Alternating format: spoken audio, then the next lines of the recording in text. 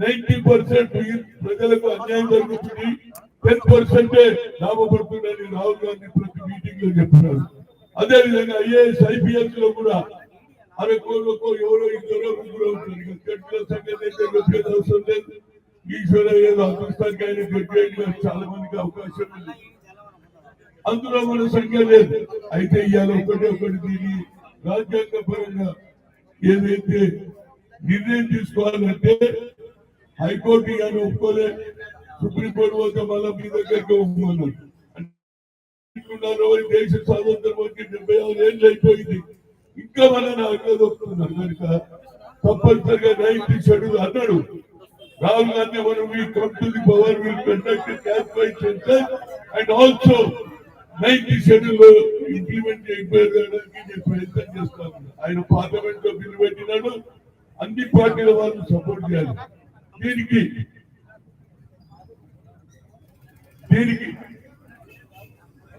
దీనికి కారణం ఒకటే, గతంలో మందకృష్ణ మాధవ్ గత 30 ఏళ్ళ నుంచి కొట్లాడితే ఏబిసిడి అయిందా లేదా?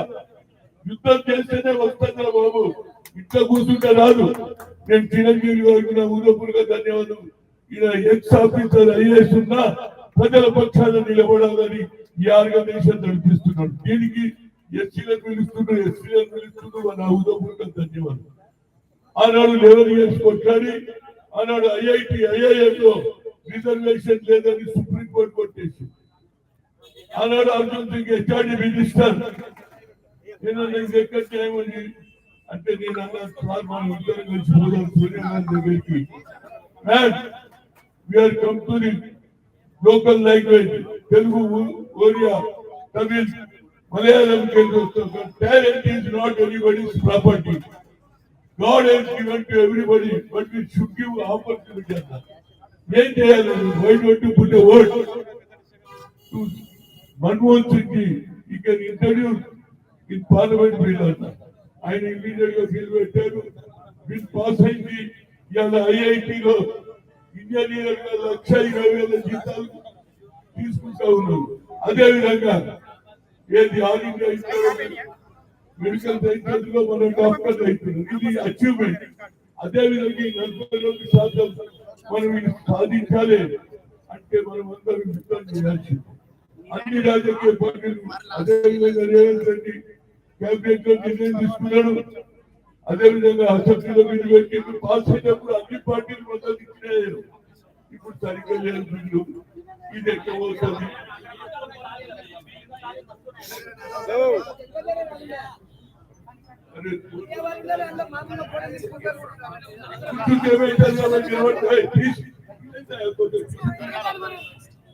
అదే కుర్చీలు ఖాళీ పేపర్లు చూపించాలని పోలీసులు చెప్తారు, అందుకు కూర్చోబడుతున్నాయి.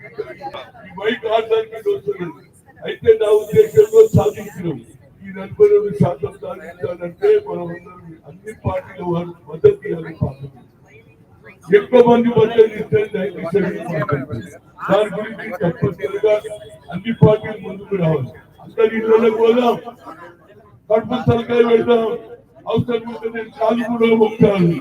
అదే ఈ అవసరాల వల్ల రావుతా బాబు. ఒక నాయకుడు చెప్పింది ఇంతవరకు ఒకటే, ఒక నాయకుడు దిక్సూచి ఉన్నాడు, ఇక్కడ ఇంప్లిమెంట్ అయింది. అదేవిధంగా అన్ని రాష్ట్రాలలో కూడా ఇంప్లిమెంట్ కావాలంటే, తెలంగాణ దిక్సూచి కావాలంటే మరి చిరంజీవి దాంట్లో ఈశ్వరయ్య దాంట్లో వాళ్ళు ముందుకు వచ్చిండ్రు. వాళ్ళు గతంలో ఏం చేసిండ్రు, అయినా వాళ్ళకి అవసరం లేదు. కానీ అన్యాయం జరుగుతుంది కాబట్టి అన్యాయం వ్యతిరేకంగా పోరాడాలని బయటకు. రాష్ట్ర ప్రభుత్వం కూడా తప్పనిసరిగా బయటకు 40 రోజులు అయితే లోకల్ బాడీ ఎన్నికల్లో మండలం ఈ పంచాయతీ రాజ్ వ్యవస్థలో ఏం చెప్పిండ్రు రాజీవ్ గాంధీ అన్నాడు 5 సంవత్సరాలకు ఏ విధంగా అసెంబ్లీ జరుగుతుందో ఏ విధంగా పార్లమెంట్ జరుగుతుంది, అదే విధంగా అది పెండింగ్ ఉన్నది. నేనేమంటున్నా అంటే గ్రామ గ్రామాలలో తీసుకుపోవాలి, జనంలో మార్పు కావాలి.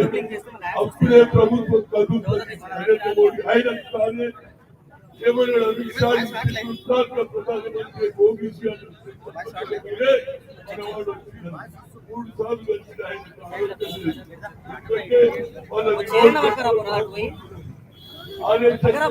లేదు వాళ్ళని అనవసరం కానీ మనం జనంలో బలం గురించాలి, ఇంటికి తిరగాలి, పార్లమెంట్ సభ్యుల దగ్గర పోవాలి. అప్పుడే తప్పనిసరిగా మనకు న్యాయం జరుగుతుంది అనేది నా ఉద్దేశం. చిరంజీవి గారు, నేను తప్పనిసరిగా ఎక్కడ మీటింగ్ పెట్టినా ఇది ఒక్కటే సబ్జెక్టు 42% రిజర్వేషన్ రావాలి, 9th షెడ్యూల్లో పెట్టాలి. రాహుల్ గాంధీ గారు బీయింగ్ అపోజిషన్ లీడర్ అన్ని పార్టీలు మద్దతు ఇచ్చడానికి మా పూర్తి సహకారం ఉంటుంది. ఏదేదో ఏదో మాట్లాడుతుంది, బయటనే ఒకరు మాట్లాడుతుంది, లోపల ఒకరు మాట్లాడుతుంది. కనుక ఆ పార్టీలో కూడా ఆలోచన చేయమని చెప్తే మళ్ళీ ఈ సమయం రాదురా బాబు, ఇప్పుడు రాకపోతే ఇది ఒక చట్టం అయితే మన వాళ్ళు రేపు అసెంబ్లీ చేస్తారు. అదేవిధంగా పార్లమెంట్ లో వస్తారు, రాజ్యాధికారం మన చేతికి వచ్చే రోజు వస్తారు. కాబట్టి చాలా మంది మాట్లాడే వాళ్ళు ఉన్నారు. ఏదైనా రాష్ట్ర ప్రభుత్వం కూడా మంచి నిర్ణయం తీసుకున్నది. ఆ నిర్ణయాన్ని కట్టుబడి ఉంటాం. మేము తప్పనిసరిగా కాంగ్రెస్ పార్టీ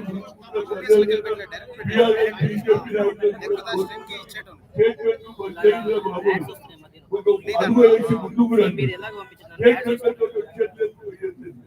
కనుక తప్పనిసరిగా మనకు న్యాయం జరగాలంటే అన్ని రాజకీయ పార్టీలు మద్దతు ఇవ్వాలి. అప్పుడే 42% రావాలంటే 9th షెడ్యూల్లో రాహుల్ గాంధీ గారు ప్రవేశపెడితే నరేంద్ర మోడీ చేర్చడా లేదా తెలిసిపోతుంది. ఎందుకంటే ఈ హింసల మీద ఓబీసీ అదే అక్క కులాలు ఉన్నటువంటి రేవంత్ రెడ్డి, అక్క కులాలు ఉన్నటువంటి రాహుల్ గాంధీ ఒప్పుకుంటే బీసీ కులంలో ఎందుకు ఒప్పుకోవడానికి నా ఉద్దేశం. ఆయన ఒప్పించడానికి ప్రయత్నం చేస్తాం. బిల్లు పెట్టిన రోజు పాస్ చేయడానికి మా ప్రయత్నం చేస్తాం. అదేవిధంగా ఇంటలెక్చువల్ చైర్మన్ అయినటువంటి చిరంజీవి గారికి నా ఉద్యోగ ధన్యవాదాలు. అదేవిధంగా పెద్ద ఈశ్వరయ్య గారికి జస్టిస్ ఉంది కూడా ఆయన ప్రజల నుండి పోరాడుతున్నాడు. వాళ్ళతో అదేవిధంగా